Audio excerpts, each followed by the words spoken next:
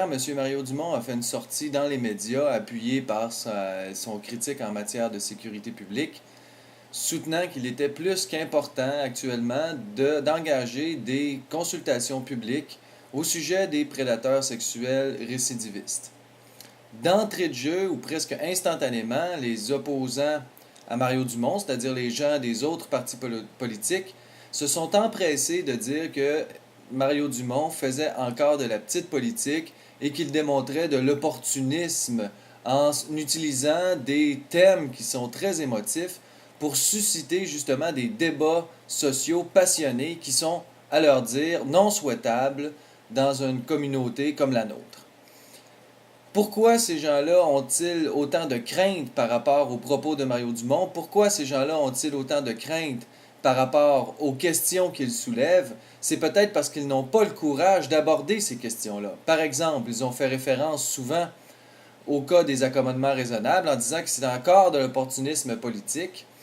Dans les deux cas, on parle ici d'un opportunisme politique qui serait inapproprié dans le contexte, étant donné que c'est des débats qui suscitent des passions. Mais pourquoi faut-il éviter les débats qui suscitent les passions? Et pourquoi faudrait-il, à chaque fois qu'on utilise ou qu'on met en place un thème qui intéresse les gens, les citoyens du Québec, pourquoi faut-il qualifier ça toujours d'opportunisme politique? Je pense que c'est plutôt une façon d'éviter les questions, d'éviter les problèmes de la part des autres partis, de manière à déterminer l'agenda des thèmes à aborder. En fait, ils veulent décider ici de ce qui est important pour nous et de ce qui ne l'est pas. Ils ne veulent pas s'ouvrir les yeux sur le problème et vont utiliser beaucoup ici de sophisme ou de démagogie en disant par exemple que Mario Dumont fait une campagne de peur, prétextant que selon Mario Dumont, on est entouré de pédophiles au Québec et que c'est presque une épidémie. En fait, je ne pense pas que Mario Dumont a jamais voulu dire qu'on était entouré de pédophiles, il n'a jamais voulu dire qu'on était face à une épidémie, entre guillemets. Il voulait plutôt mettre en évidence un problème qui est de plus en plus criant et qui doit être effectivement réglé le plus rapidement possible. Qu'est-ce qu'on remarque au sujet des pédophiles récidivistes ou des agresseurs sexuels récidivistes? C'est qu'il y a effectivement un haut taux de récidive, ce qui nous amène à penser effectivement que les moyens qui sont mis en place actuellement pour aider ces gens-là à s'en sortir sont tout à fait inadéquats. Sur les ondes de radio de Québec, récemment, on entendait un prisonnier qui manifestait une situation qui était, en mon sens, déplorable. À savoir que on réunit ensemble, on regroupe ensemble les agresseurs sexuels parce que lorsqu'ils sont installés avec d'autres criminels qui font des crimes différents que des crimes sexuels, ces gens-là subissent des traitements qui sont très difficiles. Par exemple, les prisonniers vont littéralement les asséner de coups parce qu'ils considèrent qu'un crime sexuel, c'est un crime impardonnable. Donc, pour protéger les criminels sexuels, on les regroupe ensemble. Qu'est-ce que ça a comme impact? C'est que ces gens-là alimentent leurs fantasmes constamment. Ils se passent des revues dans lesquelles il y a des jeunes enfants qui sont à peu près dénudés et ils alimentent leurs fantasmes.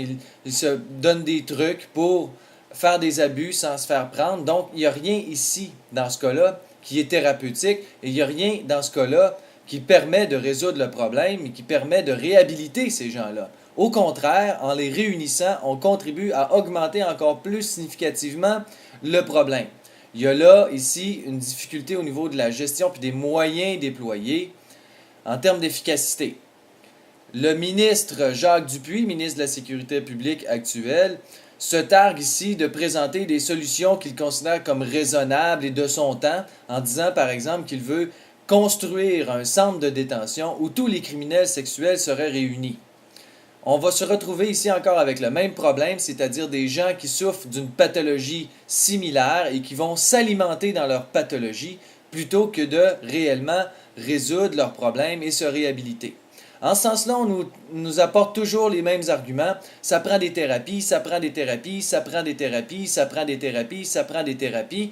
Et ça, même si l'expérience montre que ces foutues thérapies ne donnent absolument rien. Depuis un certain temps, on remarque que la psychologie, la science, entre guillemets, des psychologues, prime sur la justice pénale. Dans ce cas-là, les pédophiles se retrouvent avec une peine beaucoup moins impressionnante, beaucoup moins imposante, et même c'est presque du bonbon. Ils vont s'adonner à une thérapie, ils vont jouer le jeu, et lorsqu'on va penser qu'ils sont réhabilités, entre guillemets, ou quasi réhabilités, eh bien on va les remettre en liberté, en circulation dans la population.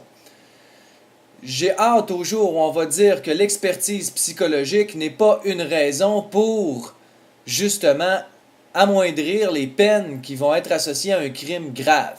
Les crimes sexuels sont des crimes de premier ordre, des crimes très graves que l'on doit punir extrêmement sévèrement, pas à coup de thérapie, mais à coup d'emprisonnement.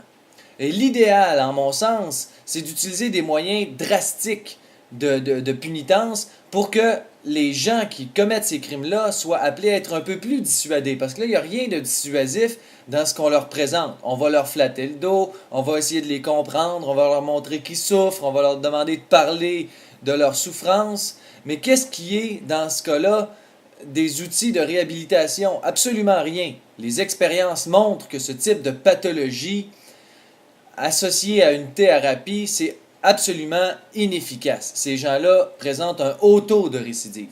C'est la même chose pour les gens qui commettent des meurtres, etc. Par association, on peut voir que la psychologie dans le domaine de la justice occupe beaucoup trop de place. Moi, j'ai pas besoin d'un psychologue pour me dire que le criminel qui a commis un meurtre ou le criminel qui a fait un acte répréhensible au niveau sexuel est une personne qui souffre mentalement. C'est évident pour quiconque. On ne commet pas des crimes de cette nature si on n'est pas un peu malade. Donc, on n'a pas besoin de psychologue pour nous dire que ces gens-là sont malades. On le sait, ils font ces gestes-là précisément parce qu'ils sont malades. Or, ça devient pas, en mon sens, une raison pour atténuer les peines. Au contraire, nous devrions se servir de ça pour utiliser des moyens plus forts, pour contrecarrer ce type de pratique, ce type de crime. Par exemple, ce que le docteur Mayou évoque souvent, la castration devait être une solution ou une possibilité de solution envisagée. Il est clair que ça ne règle pas tous les problèmes, que ça doit être associé à d'autres mesures, mais la castration m'apparaît, dans ce cas-là, une piste à envisager et non pas à repousser du revers de la main presque instantanément comme les gens le font en tirant plus sur le messager que sur le message. Parce que ça vient du Doc Mayou, c'est nécessairement ridicule. Or, aux États-Unis, on sait que c'est des pratiques courantes. Veuillez m'expliquer pourquoi, quand on castre un chien, son désir sexuel diminue substantiellement. Et pourquoi ce ne serait pas le cas pour les humains? Après tout, nous sommes des animaux, nous fonctionnons aussi avec une biologie qui compose des désirs, qui incite à des désirs sexuels. Donc, en coupant à la source, on risque évidemment d'atténuer le problème. Autre chose aussi, plutôt que de réunir les pédophiles ensemble, nous devrions utiliser des moyens qui vont dans le sens d'une isolation. Isolons ces criminels. Moi, je les foutrais dans des trous où les gens seraient appelés à vivre avec eux-mêmes constamment, sans revue, sans télévision, sans radio, sans papier, seulement un lavabo, une toilette et un lit, point final, pour plusieurs années. Les sentences bonbons commencent à être un réel problème au Québec. Quand on voit le décalage terrible qu'il y a entre le cas, par exemple, de Sophie Chiasson qui récupère 300 000 $ pour s'être fait dire, pour que des gens, parce que des gens ont dit sur les ondes de radio que la taille de ses seins était inversement proportionnelle à la taille de son cerveau, et qu'on regarde les criminels sexuels qui se sortent de leurs crimes avec des sentences bonbons, on voit qu'il y a décidément un problème de priorité au niveau de la justice. On ne protège pas nos enfants, on ne protège pas les gens des crimes sexuels, et les criminels sexuels se servent comme des enfants dans un magasin de bonbons et répètent leurs crimes constamment. Il est temps que les gens de la justice mettent leurs culottes, que les juges mettent leurs culottes, enlèvent leurs soutanes pour mettre des culottes et qu'ils montrent que ces crimes sont inacceptables dans la société contemporaine et qu'ils seront punis sévèrement. Merci de votre écoute. À une prochaine.